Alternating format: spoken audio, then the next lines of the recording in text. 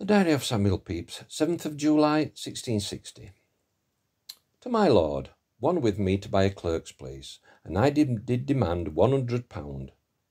To the council chamber, where I took an order for the advance of salaries of the officers of the navy, and I find mine to be raised to £350 per annum.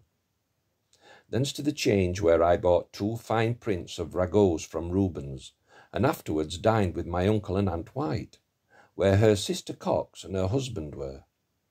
After that to Mr. Rawlinson's with my uncle, and thence to the Navy Office, where I began to take an inventory of the papers and goods and books of the office.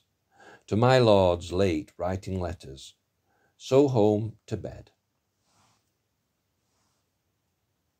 The 8th of July, 1660, Lord's Day. To Whitehall Chapel, where I got in with ease by going before the Lord Chancellor with Mr. Kipps.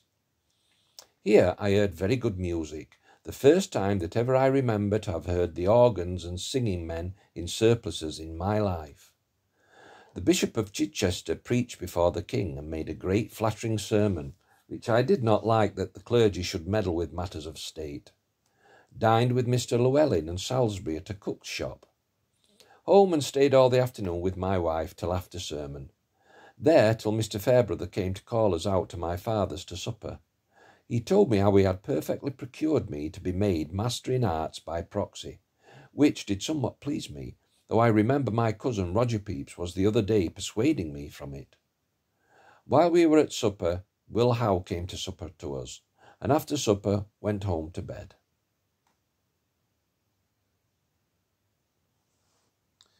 As a little note to that entry, during the Commonwealth, organs were destroyed all over the country, and the following is the title of the ordinances under which this destruction took place.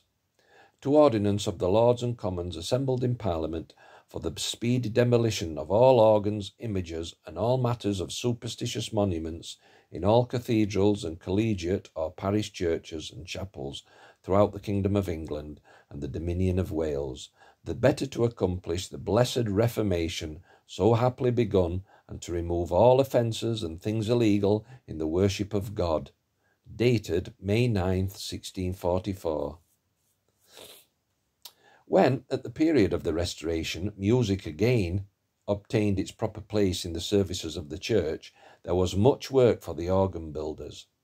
According to Dr. Rimbaud, it was more than 50 years after the Restoration when our parish churches began commonly to be supplied with organs.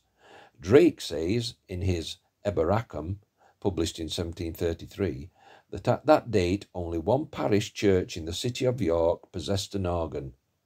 Bernard Schmidt, better known as Father Smith, came to England from Germany at the time of the Restoration, and he it was who built the organ at the Chapel Royal.